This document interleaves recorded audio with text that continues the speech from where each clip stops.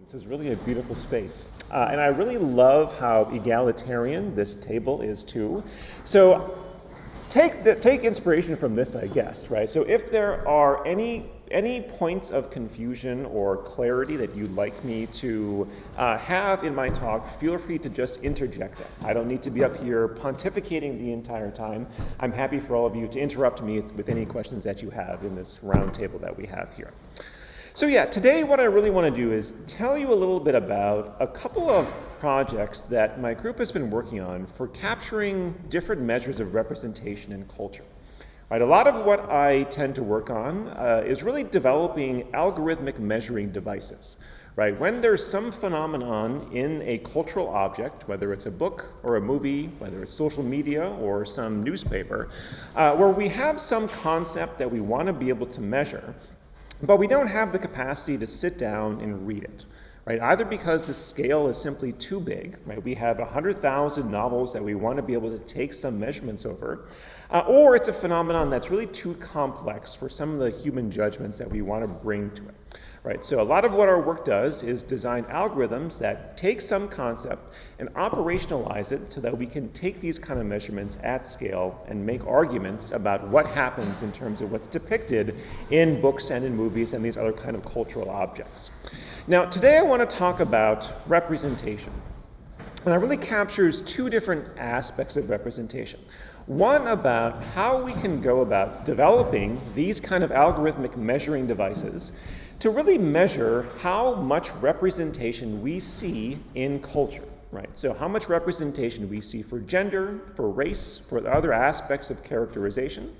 And also, as we are expanding this sphere of digital humanities, to really think about the ways in which we have to develop methods in NLP and computer vision that are really tailored to the unique kinds of representation that we see in text right now.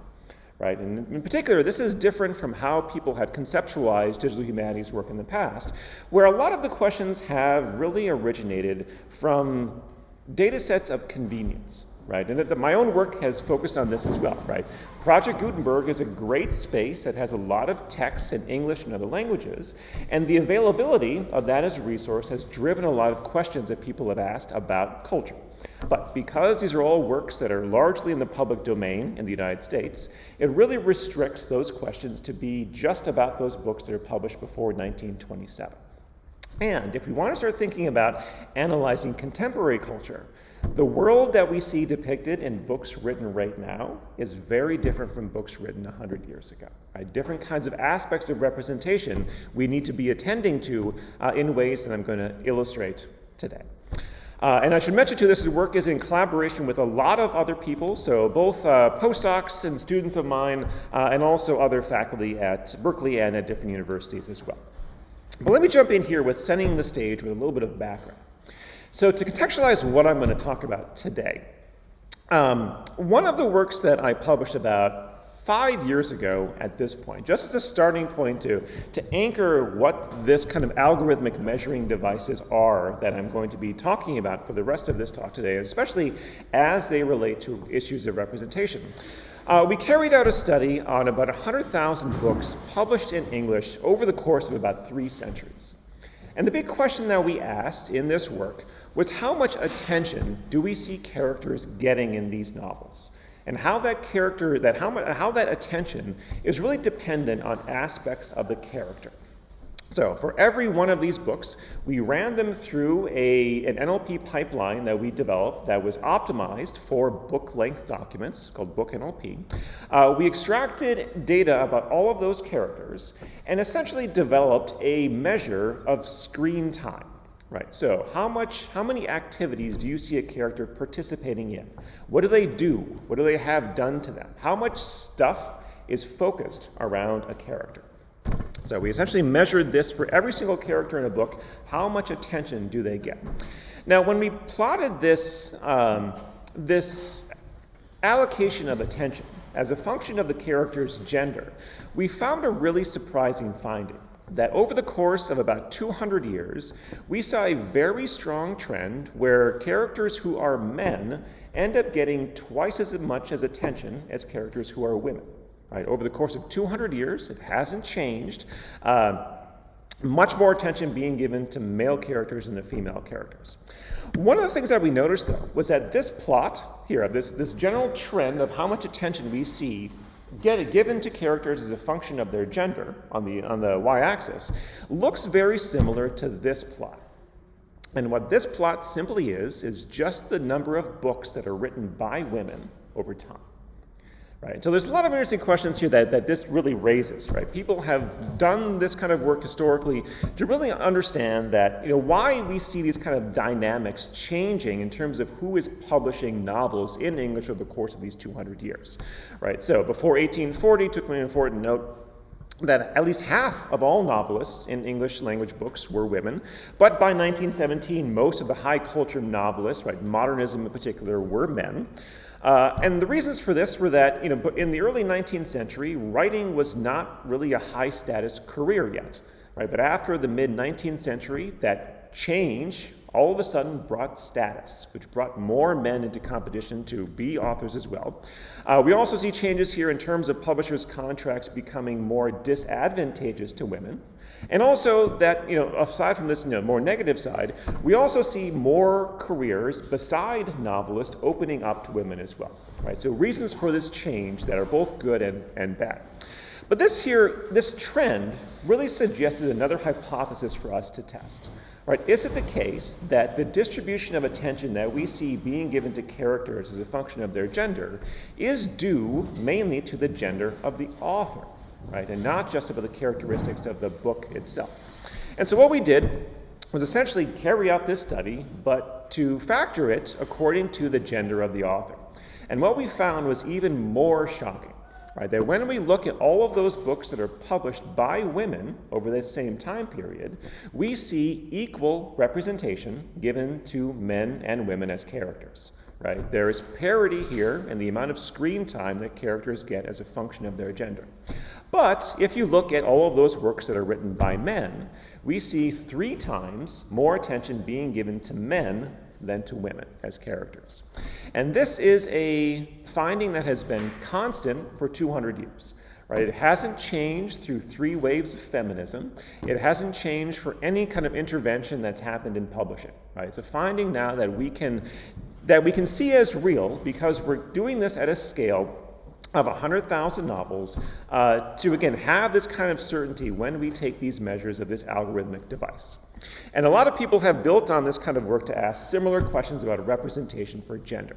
Right? And that includes work looking at the heteronormativity of relationships in novels. Again, seeing how novels tend to pair couples together who are heteronormative in their relationships. Other work has examined how men are often depicted as having more power and agency than women in the context of screenplays and film. And our own work has also shown how women are often depicted as the linchpins of information flow. Right? So in terms of how information circulates in a novel, it's often women who are driving that circulation, right? Of letting information propagate from one character to another in the context of the networks that are developed as we see them materialize in these novels as well. So this here gives you an example of what this starting point is for all of this work. Right? We've developed an algorithmic device to measure screen time, and we're using that device to interrogate questions of gender. Right? Gender in the representation of novels. Now, one thing that I have come to understand over the lifetime of my own work doing this kind of research, especially in novels and about literature in particular, is that when we think about the kind of cultural objects that really influence people, it's not really novels anymore. Right? I don't even want to tell you how much TV Americans watch every single day, but it's true the world over. Right? That when we think about what kinds of media really shape people's opinions, people are shaped much more by watching TV, by watching movies, by watching TikTok and YouTube, and less so from reading novels and being shaped by the kinds of representation that we see there. Right, so that really gets us to another question, another avenue here, another kind of modality, another kind of data set that we also wanted to start investigating. Right, even for these same questions of representation of gender, how do we see gender being depicted in the context of contemporary film? Now, in this venue here, there's a lot of work that has been carried out on exactly this question using non-quantitative means, right? So there's been a lot of work that's shown how there are fewer women in behind-the-scenes roles, right? Fewer women in Hollywood movies who are directors, who are producers, who are cinematographers, and this leads to a disparity in representation of what happens on screen. Movies released in 2021, again, had twice as many men as women in the lead roles of those movies, right? Again, very similar to the kinds of findings that we had for movies as well. Movies directed by women tend to portray women more positively and also tend to depict women as protagonists more often. So again, we can see a similar kind of connection to the results that we found for books as well. That there's a determinant here in who is the behind the scenes in producing a work has dramatic influence on what happens within the work, right? Both for the novels and for film as well.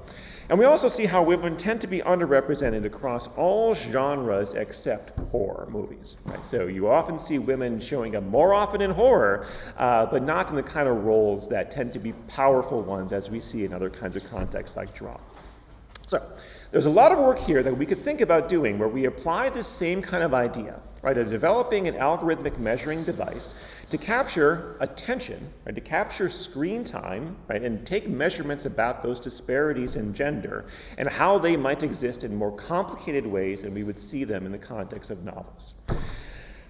One big problem, though, for carrying out this kind of research, especially in the United States, is that every time you put a movie into a computer and play that movie, you're going to see this screen. Right, a warning from the FBI that says anything that you do computationally with this DVD, right, that involves copying the material from the DVD onto your computer is against the law. Right, now this has had a dramatic chilling effect in the United States in this kind of research on movies and on film. Right, because unlike books, where you have a big collection of works that are in the public domain in Project Gutenberg, or the ability of just buying books, chopping them up, and scanning them, right, we can get access to this kind of data. We can't really get access to movie and TV data in a way that's legal. So there's been a lot of chilling effects in doing this, right? So people have not carried out this kind of work because of this prohibition on getting access to the fundamental data itself. So people do, of course, do this work in the shadows, right? They'll go and they'll take a DVD and just rip all of the movies onto some hard drive and then carry out some kind of analysis there. But doing this in the United States, brings a legal risk that at some point in the future, some lawyer from a movie company is going to come and sue you for the work that you've done. Right, so even though people do this work, it's in the shadows in a way that's not that makes people not want to shine a light on the work that they've done, right, and have that work have as much impact as you really want it to. So to get around this, what we did in collaboration with the law clinic at UC Berkeley was to bring a case to the U.S. Copyright Office to allow us to break digital rights management on DVDs in order to carry out exactly this kind of research. Because the U.S. Copyright Office in the United States has hearings every 3 years to hear these kind of exemptions, right, where people can bring cases and make an argument for why we should be able to break DRM to violate the law here in the context of this FBI warning in order to be able to do things with these kind of contexts. Now, in a shocking turn, the Library of Congress, the Copyright Office, granted our exemption. So rather than having to live in the shadows, anybody who works at a U.S. university whose university owns the DVDs and who carries out this circumvention in a very strict process can do so in a way that's legal, right? Which is a huge step forward for a lot of this work going forward at least in being able to drive more research in the context of film and of TV more generally. So what I've done over the past year was really to assemble a really large collection of DVDs that are making use of this exemption that we've got. So what we've done here was to buy up about 1,000 movies, which are the top 25 movies by US box office over the period from 1970 to 2020. So 1,275 movies, excluding animations and documentaries. So these are all narrative films. These are 2 shelves of what my office looks like at this point. It is kind of embarrassing how many DVDs I have. And these, again, these are the top 25 by box office, right? They're not art films. They're not prestigious films. They're movies like Beverly Hills Chihuahua 4, okay? So, and yes, it involves, again, just like with books, it involves me buying books or DVDs after DVDs, having them shipped to my house. My wife is not very happy with me in all of these movies that I've had shipped here. But we've carried out this kind of digitization, making use of this exact kind of exemption. So with this, we can now have the raw material for carrying out a similar study, looking at questions of representation for gender on screen, using a similar kind of methodology that we use for books, right, before. So this makes use of a different class of methods, right? So no longer natural language processing, because we're not working with text anymore, but rather methods from computer vision. And what we're doing here is using methods to effectively detect who shows up on screen and identifying the gender of that person in order to capture how much we see attention given to different genders on screen overall. Now there are methods out there using computer vision that takes a face and makes an estimate of the gender of that face, right? There are very problematic reasons why you shouldn't do this, right? As I'll talk about a little bit later on, gender is not biological sex, right? There's not a sense in which you can look at a face and know a gender in the same way that you can for other kind of works that we might have in the literary context. So the way that we did this here, in a way that we think comports more with our own more nuanced understanding of how gender gets depicted in these kind of movies and in books, is to first detect faces and generate representations of those faces using a method called inside face, right, which essentially gives us a vector representation for every face that we see in the context of one of these frames. And given access to an IMDb cast list for the movie that we're considering, what we do is generate a similar series of representations of the faces for all of the photos of the actors who are in the cast, and then find the closest match among the IMDb photos for that particular cast. Right, so essentially here saying that Cameron in Ferris Bueller's Day Off is aligned to Alan Ruck as having the closest representation in that space. Sloane here is played by the actor Mia Sara, and Ferris is played by the actor Matthew Broderick. Now, giving us this alignment between the faces that we see and the actors who portray them, give us access to a lot more information about the actor, including their own actor's self-declared gender. Right. So we have information here from Wikidata, right, which is human curated, where there are human judgments about the gender that is given to individual actors.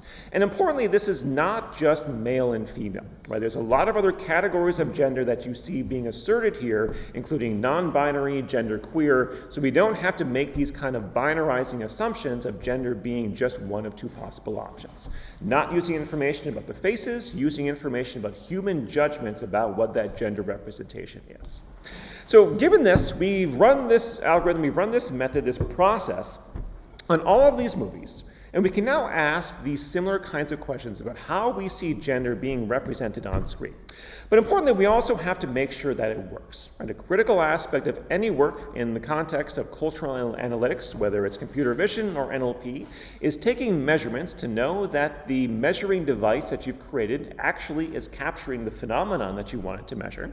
And so to measure this, what we've done is sampled frames from a set of 125 movies from our collection and annotated the actor identity for all of the faces that we see in that screen.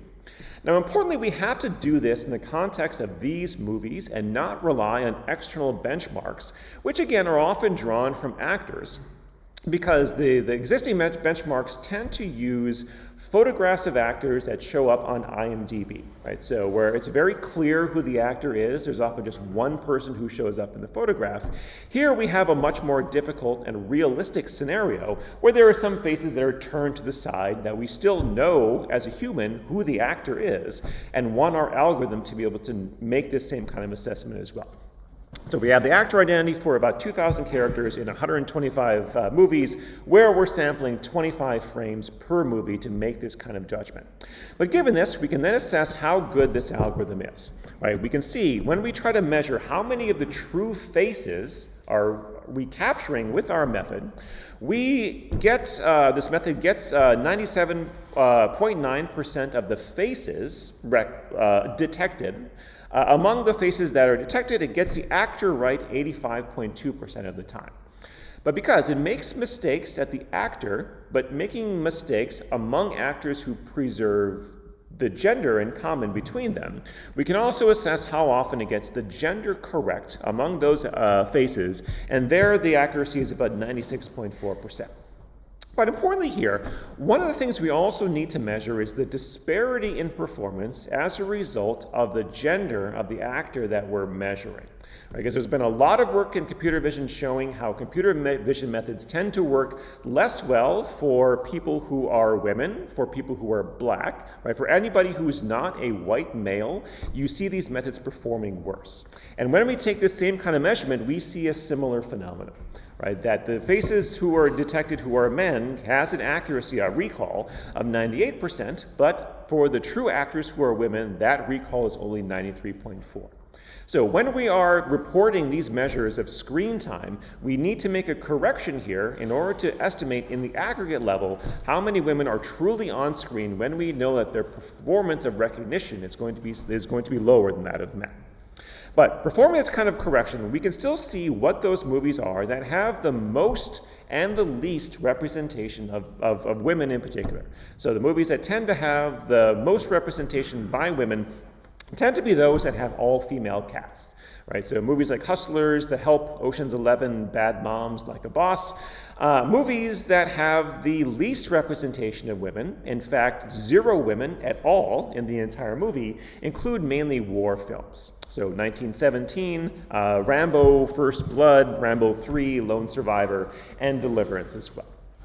So at the movie level, we can have these statistics about where we see the most and least representation of women in particular, but we can also ask this question of how much we see representation on screen differing over time in the same way that we did for novels. So you remember, this is the graph that I put up at the very beginning.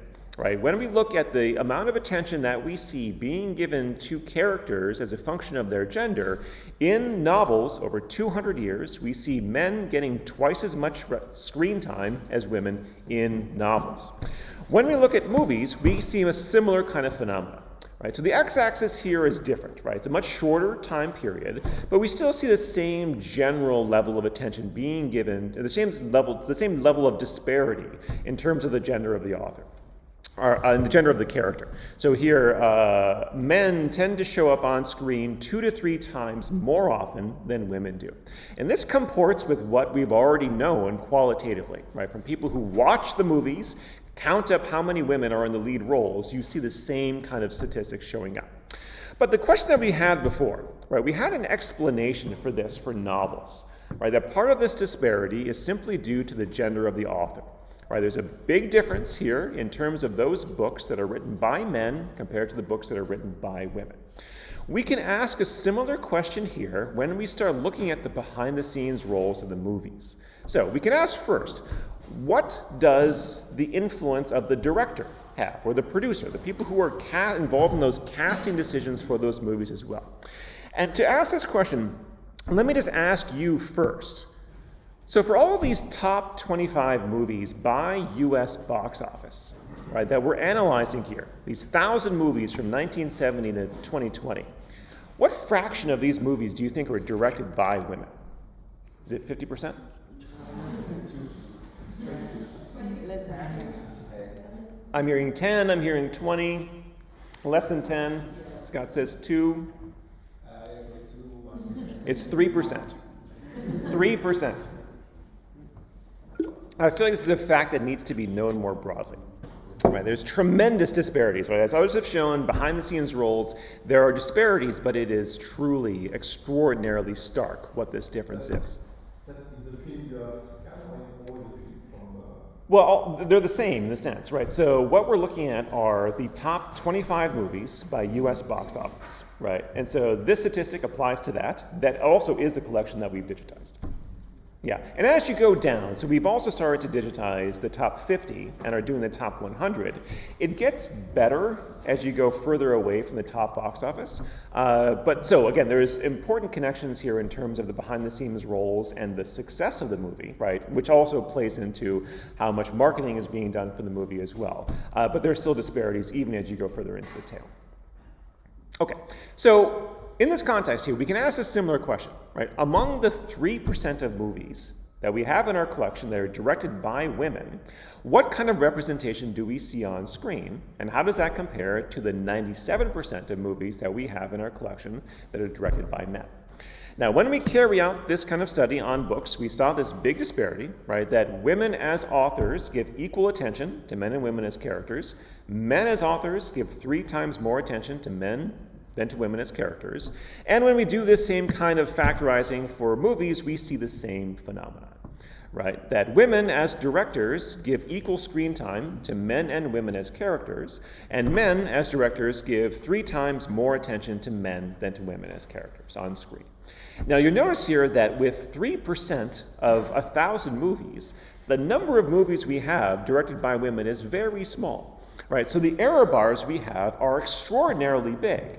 But still, this difference is so huge that it's significant even though we only have 35 movies directed by women, right?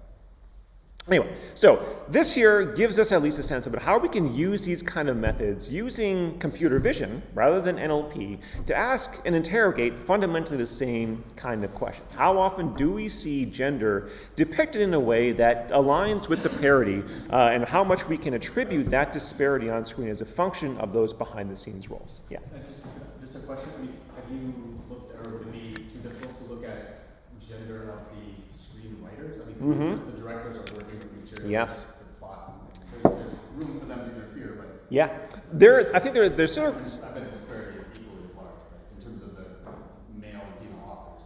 Yeah, I mean, I think the hypothesis that we have is that it's likely the producers who are the ones who are going to be the most responsible, since they often are the ones who are involved in choosing the director and the caster and the screenwriter and everybody else beyond that.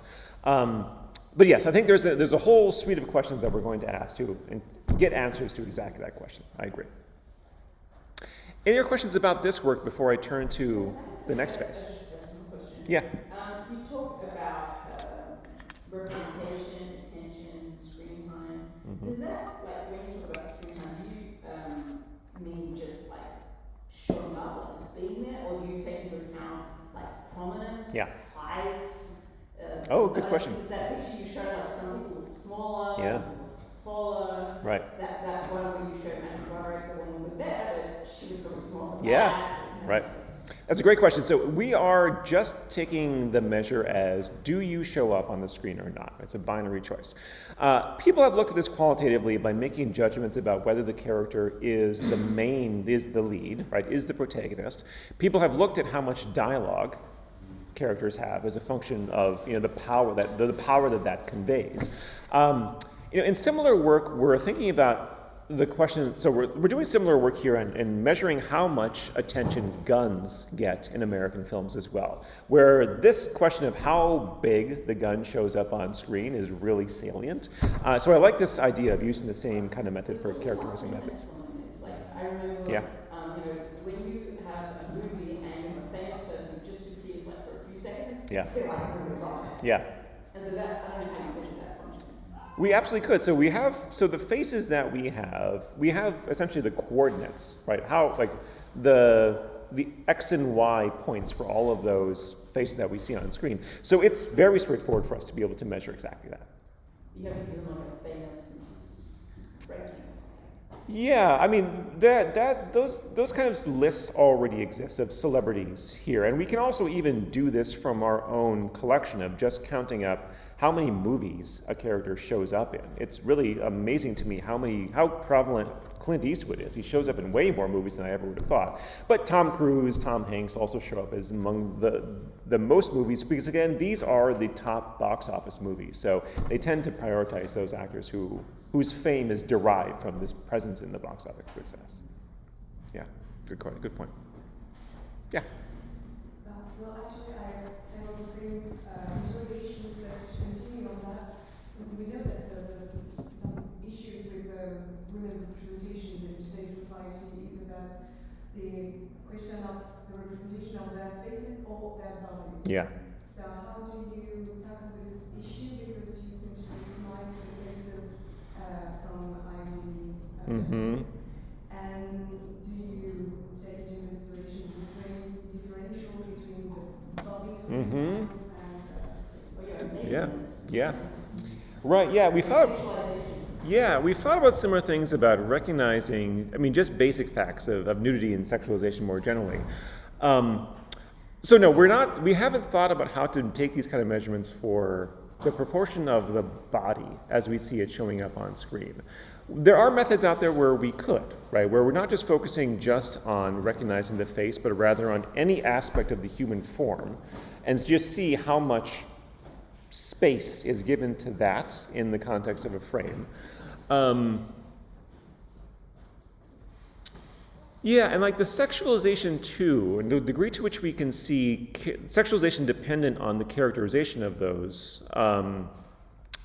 actors, I think even being able to use other kinds of modalities beyond just the screen, but including how they're described in the screenplay would also be an interesting question to ask. So the short answer is that we haven't thought about this yet, but I think it's a great question. We'd love to have some answers for it.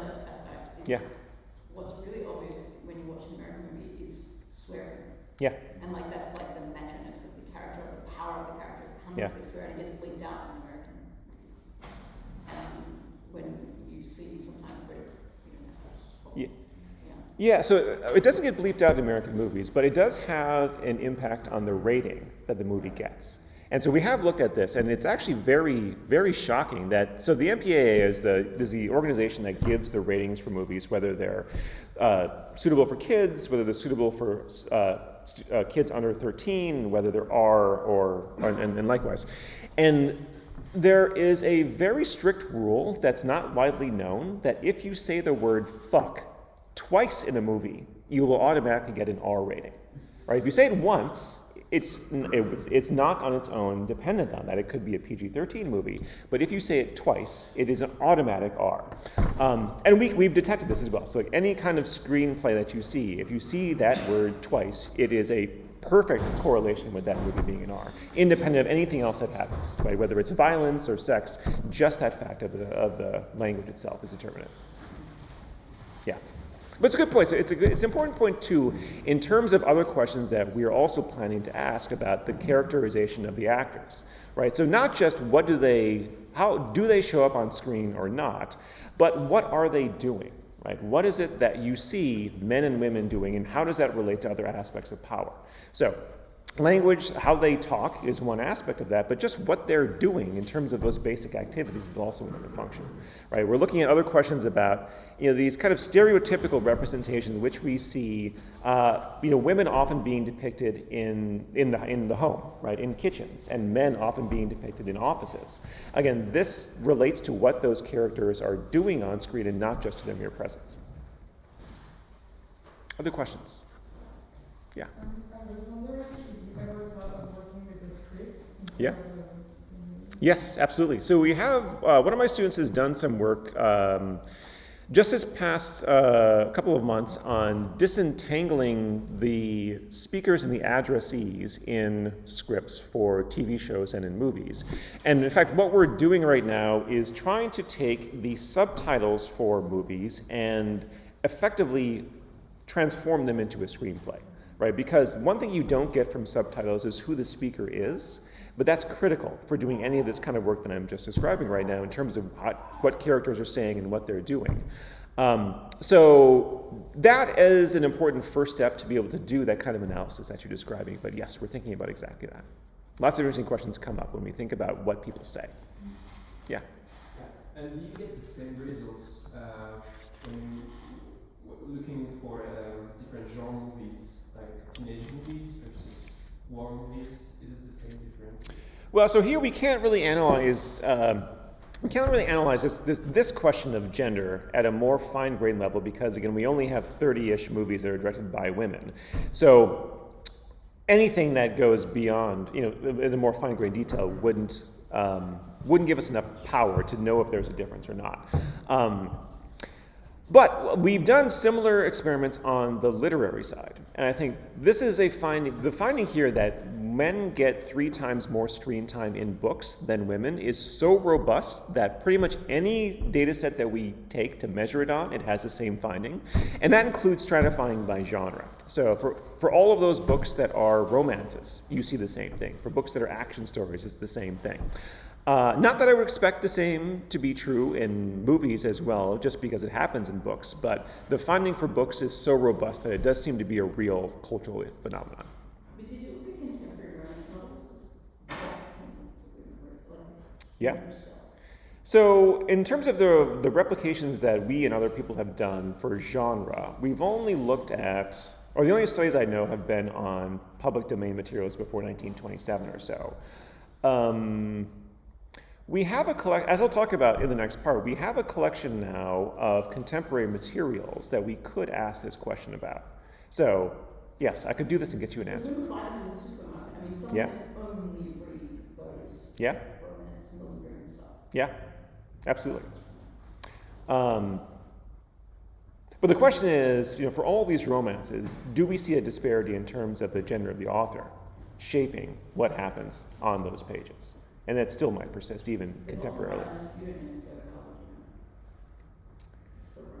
Yeah, no, for the work that we've done so far, we've done work to, historical research to identify the gender of the author.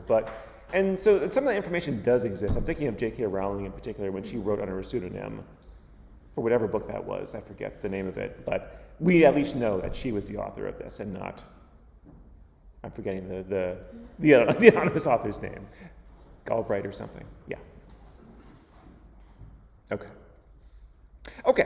So this gets at least to this basic question, right, of how we can design algorithmic measuring devices that are attuned to the representation of culture more generally. And what I want to do with the rest of this talk is to talk more about ways in which we need to capture this kind of representation when we move to contemporary materials in particular, and the kind of affordances that thinking about representation can get us in answering different kind of questions about literary text. Now, in thinking about these issues of representation, one of the most fundamental ones in the context of natural language processing is just giving attention to the fact that we need to develop methods that are uniquely optimized for literature as a genre. Right? Because one of the dirty secrets in NLP is that a lot of methods are really optimized for news. Right? For in the English, it's for the Wall Street Journal, published 30 years ago. So anytime you take a model that's been trained on a data set like the news and use it to take measurements about a different genre like literature, political manifestos, tweets, it blows up in very predictable ways. Right? And people have found this for a lot of different kinds of studies. When you take a model trained on the Wall Street Journal for part of speech tagging, right, to figure out if a word is a noun or a verb or an adjective, you can get an accuracy of 97, 98%, but take that same model and run it on Shakespeare, and the accuracy falls to about 80%. Right, take a model on modern German newspapers for part of speech tagging, accuracy is 97%. Take that same model, apply it to early modern German, it falls to about 70%.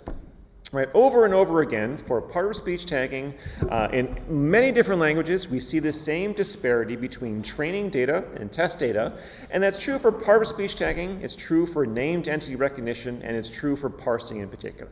Right, so training a model on the Wall Street Journal and running it on magazine data, right, which is not really that different from a newspaper, is still different enough that a parser does not understand the kind of characteristics of that data and drops about 10 points in performance. Again, a parser here is recognizing who is doing what to whom, the syntactic structure of a sentence. So for all of these different kinds of genres, right, we see a big disparity between the training data and the test data. If they're not the same in their form, you're going to see a huge drop in performance. And this fact really has motivated a lot of our own work in my group in developing methods that are uniquely attuned to literature as a kind of genre. Right, so this motivated our own work in developing LitBank, which are 100 works from Project Gutenberg, all English language, that include a mix of high literary style. So this includes works like Edith Wharton's Age of Innocence, James Joyce's Ulysses, and also popular pulp novels at the time. Right, so King Solomon's Mines, which is what the Indiana Jones series was based on, Horatio Alger's entire series, including Ragged Dick, which are all rags to riches stories, essentially, that were very popular back in the early 20th century. From this collection, we took the first 2,000 words from each of these books and annotated them for a bunch of different linguistic phenomena that we then trained specialized models for. And the kind of phenomenon that we annotated, including what are the entities that we see in this text. So who are the people? What are the places? What are the geopolitical entities? And importantly here, we're not just considering the named entities. Right? These are common entities as well. So people including not just names like Tom, but also my mother. Right? Facilities, which are structures that humans build.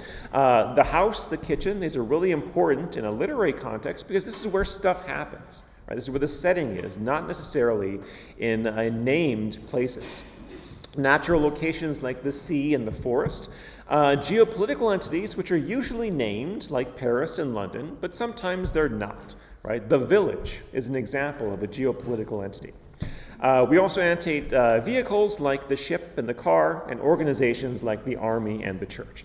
So in a sample from Tom Sawyer here, the entities that we would recognize include Tom, that boy, I, you, Tom, the old lady, her, and the room. And once we know who the characters are and what the places are, there's a lot of interesting stuff that we can do about the relationship between those two things. But again, there are existing named entity recognition models out there, but having one that is trained on literature means we can perform much better in this particular space. We also annotate co-reference, right, which is the act of identifying which entities refer to the same unique thing. So in this context, all of those mentions of a character that are the same color are co-referential. So Tom here is the same Tom as the second one, the same person as that boy, the same person as you, the same person as Tom. I is the same person as the old lady and as her. I'll refer to Aunt Sally, I think, in this case. And the room here does not have any other co-referential mentions, but it would with other mentions like it and so on. We also annotate all of what we call the realis events. Right? So these are the events that are depicted as actually happening in the narrative. Right? So these are not extra diegetic descriptions. Right? They are events that are asserted as actually taking place that must be either in the present tense or in the past tense. Right? It can't be an event that's going to happen in the future, like I am going to go and have lunch today.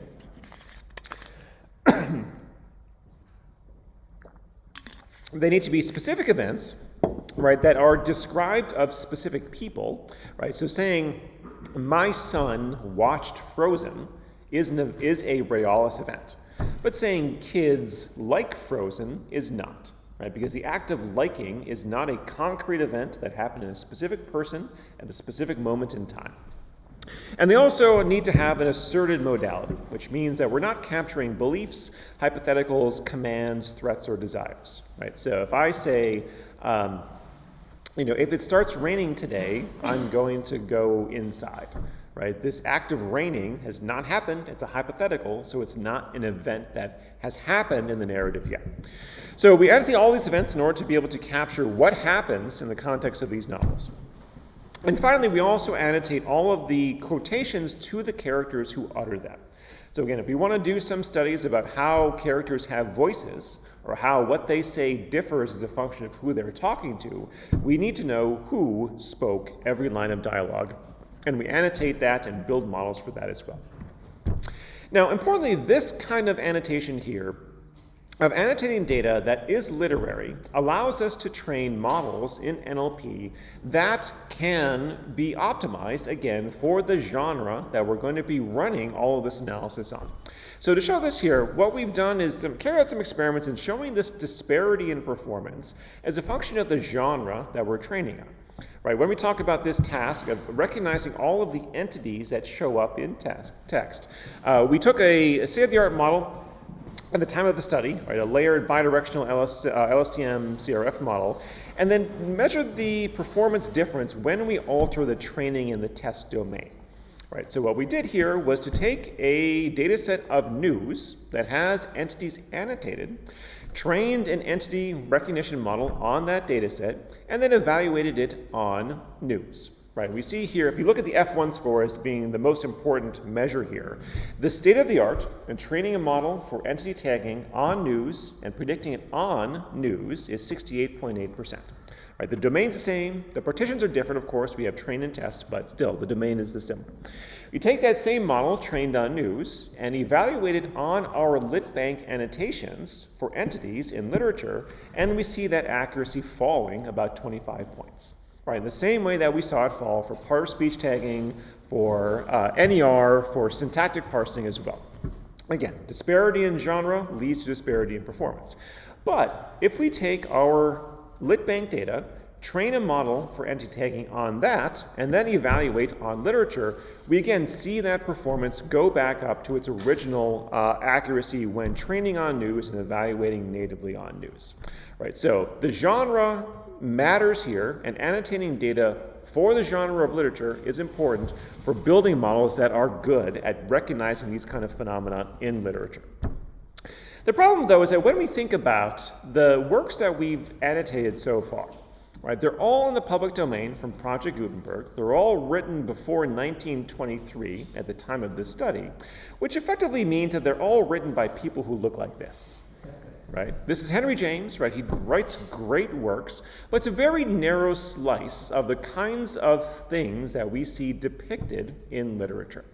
And if we see more and more work in cultural analytics interested in questions that are no longer just about works by people like Henry James, right? By works that are published before 1927 at this point in the United States, but rather thinking about contemporary materials, right, and the contemporary authors who are writing these kinds of materials, we may need to think about creating data and optimizing our methods for this contemporary context. Because again, when we think about even the kind of entities that show up in novels today, right, we don't see Teslas or jets in any books written before 1927, but we see them in novels today. So this really motivated the expansion of our annotations and of our conceptualization of what our data sets are to include a bunch of contemporary materials.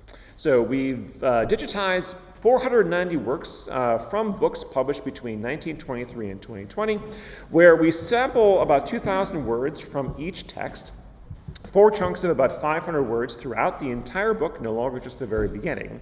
And we annotated about 1 million tokens for the entities that those books contain. And importantly here, we were a lot more deliberate about the categories of works that we are buying and digitizing to create this kind of collection. We digitize about 95 exactly, Pulitzer Prize nominees. So that includes Colson Whitehead, Harper Lee, James Michener, won a Pulitzer for his Tales of the South Pacific back in the 1950s. That includes bestsellers, right? So works like 50 Shades of Grey and The Da Vinci Code. We also annotated about 100 works, or digitized and annotated 100 works of genre fiction, So these are genres from mystery crime, science fiction fantasy, action spy novels, horror, and romance. And also to get at this issue of representation, we also digitized 97 works by Black writers in particular, right, in collaboration with our colleagues at the Black Book Interactive Project at the University of Kansas, and also the winners of the Black Caucus American Library Association Fiction Awards. So we have representation by Black writers and also global Anglophone text, right? These are works that are written in English, but not in the United States or in the United Kingdom, right? Works written in India, in Nigeria, in the Caribbean, New Zealand, where the selections here are guided by their presence in comprehensive reading exam lists for post-colonial and global literature in English PhD programs. So now, like I mentioned in the context of DVDs, when we're talking about works published after 1928 in the US, we're in this same regime of having to worry about copyright. Because again, we couldn't just buy a book, scan it, digitize it, and put it up for the entire world to see. But what we're doing here in this process of selecting a 2,000-word chunk of 4 individual 500-word chunks is contending that this is really transformative use of the original material that allows it to qualify for the doctrine of fair use in the United States, which allows us to work with these kind of copyrighted materials in a way that doesn't impinge on the potential market for that original work, which is really what copyright is designed to really address. This did mean a lot more books showed up on my doorstep that had to go through the same kind of digitization process where I would chop off the spine, run the books through a scanner, OCR them, and then clean up those texts. So yeah, I have many, many boxes of books and DVDs at this point. But this is what the collection looks like. Right, so in looking at the kind of OCR mistakes that we see in this context, we scanned and OCR'd all of these books with software called Abby Fine Reader, which ends up having a word error rate of about 0.9%, right, which translates to about 2.5 errors at the word level per page. So I think reasonable here in the context of the kind of analysis that we would want to do with these particular works. And when we look at this same question, right, about seeing this disparity in performance as a function of the genre of the work, we see a slight gain from training a model natively on contemporary text compared to training it on text written in the public domain. So again, this is the same performance that we saw before. Training a model on entity tagging for news gets an F score of 83.6. Training it on pre-1923 literature from LitBank has an F1 score of 88.6. Training natively on post-1923 contemporary text has an F1 score of 90.6. So an increase of about 2 absolute points. Right? Not as dramatic as moving from news to literature, but still a little bit that helps improve the kind of analysis that we'd want to do on these kind of works. And importantly, I'll mention too, just to wrap up this little section, that looking at the disparity in performance as a function of the subgenre does not really have a big impact, right? So we have works by Black authors, global Anglophone text, Pulitzer Prize nominees, genre fiction, and bestsellers. When we train a model on one of those on 4 of those subsets and analyze it on the resulting one, it doesn't actually get better to include that subgenre within the model itself. Right? The big difference is just moving from old text to new text and not from moving within those texts themselves. So yeah, question? Yeah, I have a question for the scores. When you test the scores for books, do you test on the whole book, or do you test just like on a chunk of the book? Yes, we can only test on the data that we've annotated, where we know what the truth is. So it's going to be a 2,000-word chunk of the book. Yeah. Is there a reason why you think that would be different if we looked at the scale of the entire book? Maybe. I think that maybe the scores, for example, for reference, are not made for non-text, so maybe we can see. Oh, yes. Yes. And this really was why we motivated, in this context, selecting 4 different chunks from throughout the book, because the issue you raise is really important for questions like co-reference, right? Co-reference is terrible at the scale of an entire book. It's really built for like 500-word documents, and that's about it. But by annotating the same character ID across an entire book from those different chunks, we can at least assess the performance on an entire book where we know the truth from different parts throughout it. Yeah. Yeah. Are the scores stable between all the entities you have on your dataset? For example, I assume you have a lot more characters than locations. Is it like 90% for all of them, or do you have something like 95% for characters and 85 for locations? Yeah, it's a great question. I don't think we've carried out that analysis. We might have done this a couple of years ago with the earlier version on the original LitBank, where it's the entities that have more attestations and the training data that tend to be better. So people, facilities are great, but organizations are not as great. But I don't have numbers on the top of my head. Yeah. Yeah, so for this event, you talk about how do you do when the event is embedded in a comparison or a metaphor? Do you have an example of that for a comparison? For example, say her heart exploded or something like that. Yes. I remember we had a lot of discussions about those kinds of issues. I feel like we would not count that, or would we? I mean, I feel like in those contexts we would not count them as events. But I don't think that this was a systematic decision. I think that there are some kinds of metaphors where you can still see them as describing an event that's not necessarily a literal event of the metaphor, right? So even in the context of the heart exploding, there's ambiguity there about whether that describes an event that represents a change of state or a state of being, right? Which would be our main point of contention here in deciding whether or not it qualifies as being an action that transpired in the novel. It's certainly not a literal event of exploding, but it's one that describes some kind of change of state likely. So I think for some of these, the answer is not always clear. But yeah, at least, but we still try to have principles about guiding those decisions in the context of that ambiguity. It's not a satisfying answer, I know. Can I ask Yeah. just a technical question? Yeah. Why have you chosen this kind of minimal architecture? Yeah, so this is work that we did a couple of years ago before transformers were better methods than these kind of recurrent models. So at the time of this study, this was the state of the art for this kind of work.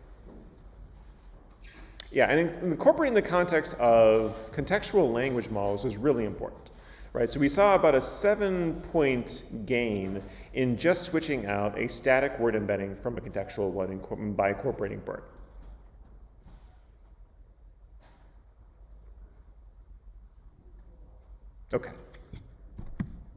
Okay, so getting back to this question here, we have this way of thinking about. We have a collection now of data of novels that we can use for examining these representations of gender as well, right? We have looked at gender already in the context of works published before 1923, but now we can think about similar things in the context of works published after that point, right? And in this context here, we have a lot of ways in which we can see gender becoming represented as more complex than we might have seen it in books published before 1923. Now, importantly here, it's important to keep in mind that in our own work on this, we're really seeing gender as being a social construct that's defined by its repeated performance, right? Drawing on this kind of philosophical tradition of Judith Butler and others that really tries to differentiate gender as a performance from biological sex, right, as being a quality of individuals. We also want to be able to encode assumptions of gender not being a binary thing, right? It's not only multiple genders here that we would want to be able to recognize characters for, but also many different ways that people can perform masculinity and femininity. Right? We also want to be able to differentiate between this biosocial gender and conceptual referential gender, right? Which is the way that people describe gender as they're using it in the context of discourse. Right? So Judith Butler's work here on gender trouble is really informative in this context. So the question that I want to close with here in this last study is how do we go about inferring referential gender right, for people who are mentioned in text that can allow for both a non-binary representation of gender and also a context-sensitive one, right, that really is sensitive to how gender is being described for a given character in an individual story.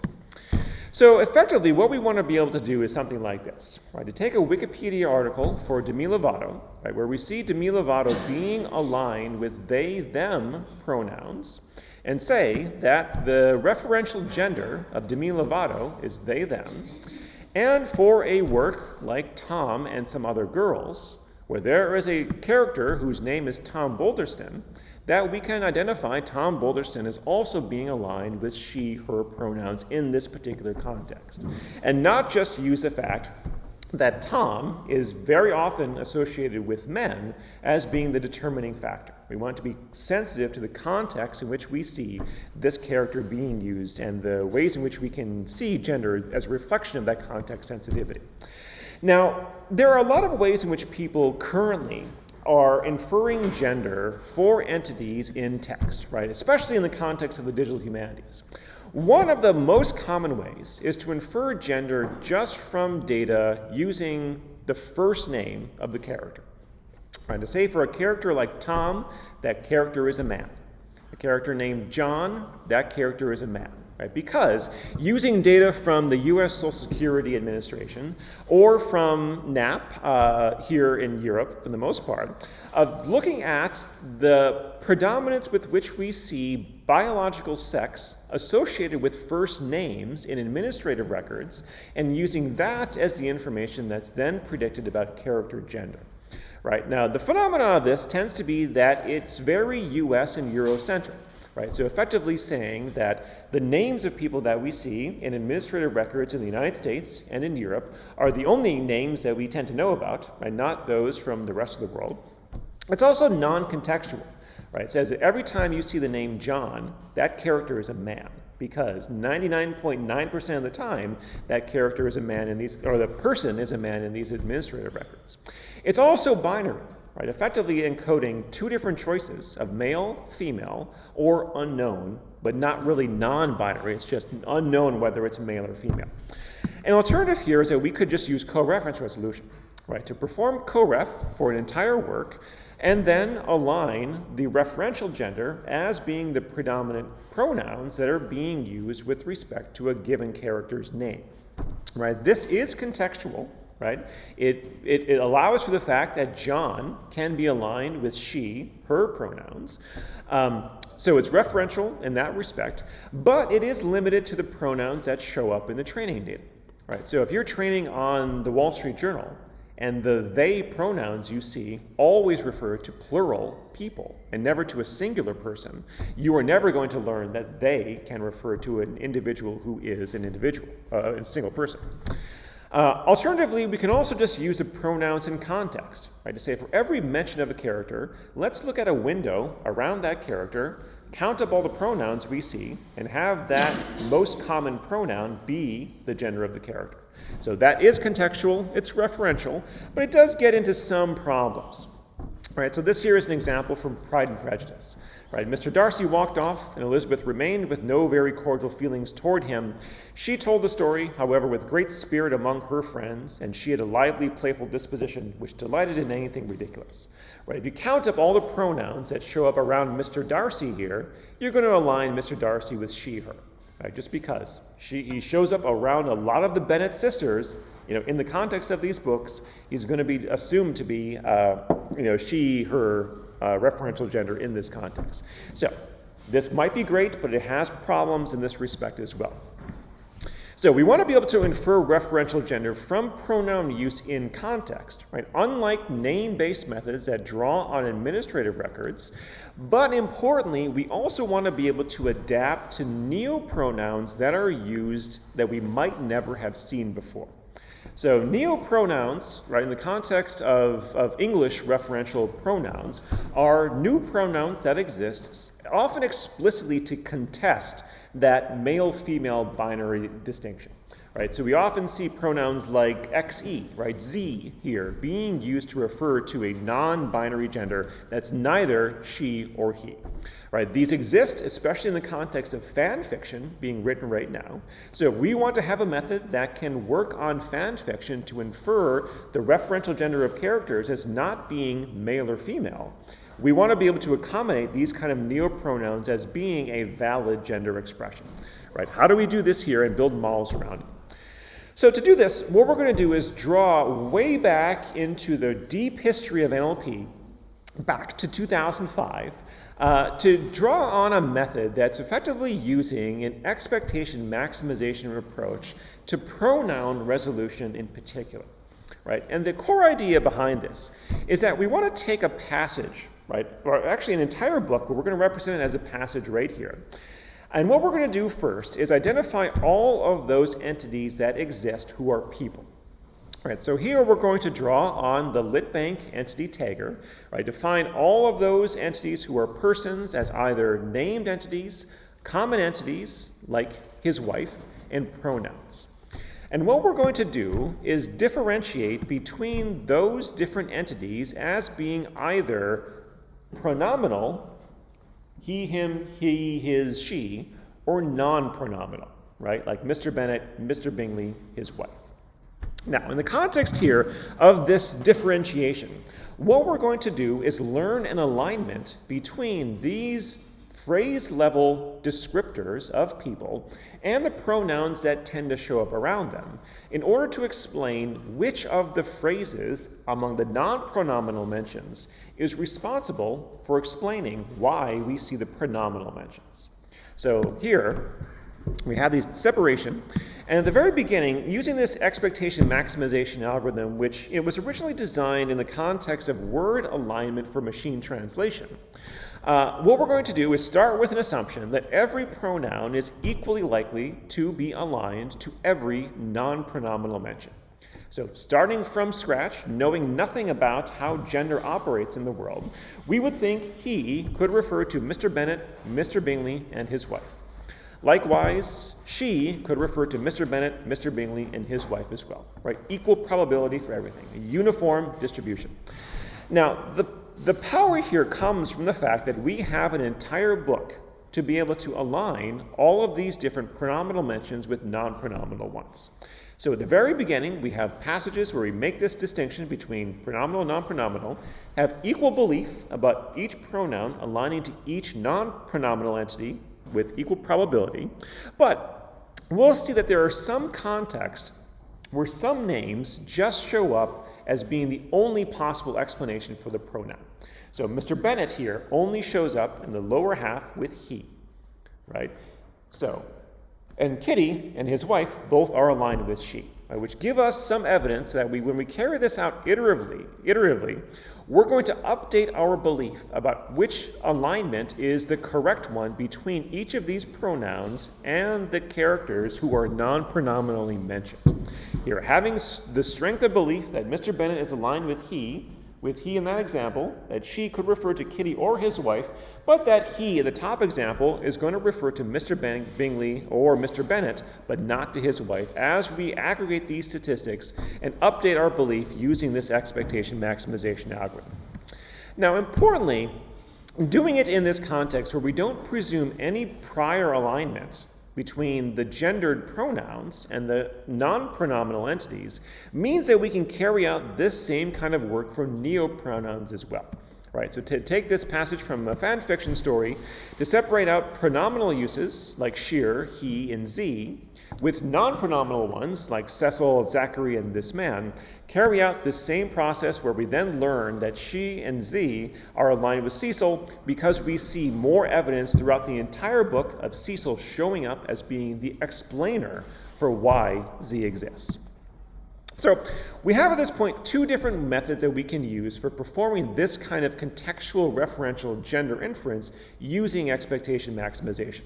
One is to just run the algorithm on its own, right? To take a single book, run expectation maximization on it to align pronouns to the entities that show up around them, or to include more information about priors. right? Because the expectation maximization is effectively a Bayesian setting, where we can incorporate information about our prior belief about what these alignments should look like, and we could do this by running EM on 15,000 English language books from Project Gutenberg to learn general associations that give us a prior belief that we can update in the context of a new book, right? That can inform our inference, but does not uniquely determine it.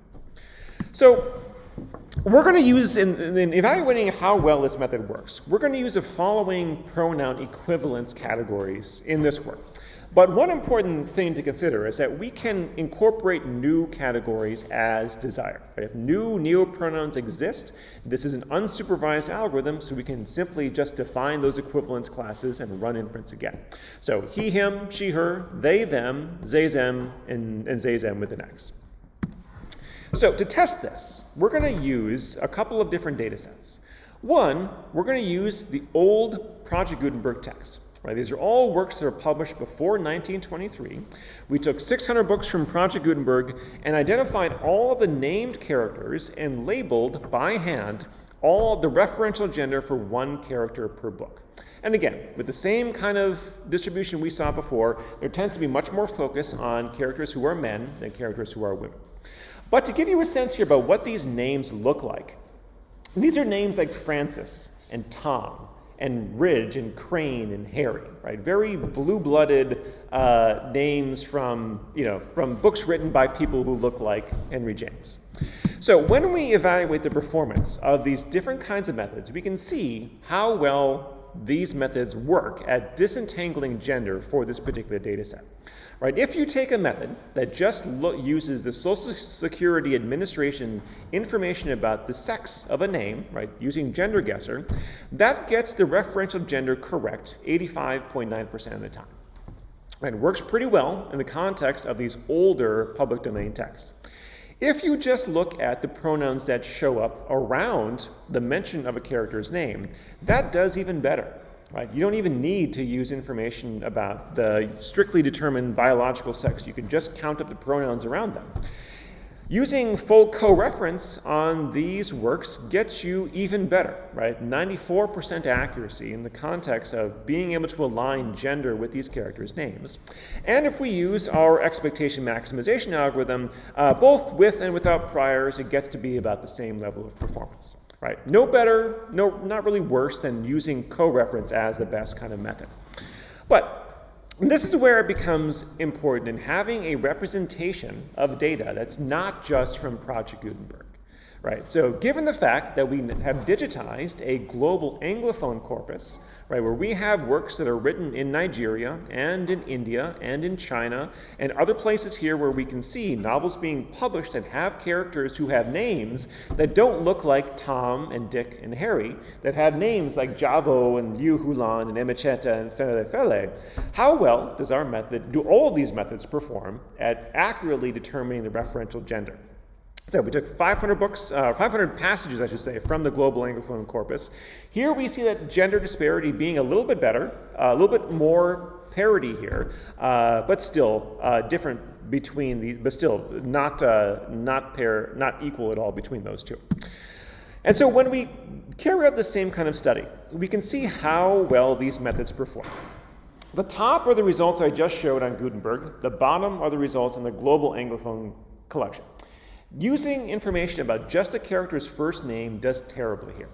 Right? So we can see how that's a sensible method maybe to use for Project Gutenberg text, but not for contemporary text, not for global Anglophone ones. But using pronouns is still actually pretty good. Because again, there's not really a big difference here between the pronouns that show up in contemporary text and the ones that show up in the older text. Full co-reference also is still great. Right? If you want to run co-reference resolution on an entire book, that's still a fantastic way of generating the referential gender. And our method for EM, both with and without priors, is about the same. Right, not worse really than co-ref. If you don't want to have the expense of running co-ref entirely, you can just run our unsupervised method instead. So global Anglophone texts are important for us to show that just using the first name is not a good method. But we also want to understand what happens when we see neopronouns being used, right, in the context of fan fiction and other works that are not just using he and she.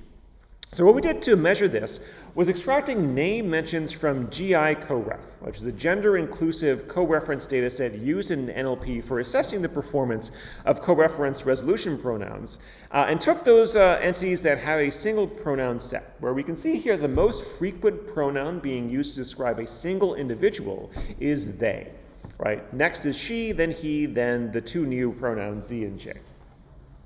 So again, to carry out the same assessment, the top two you've seen, the bottom is the performance on this neopronoun data set.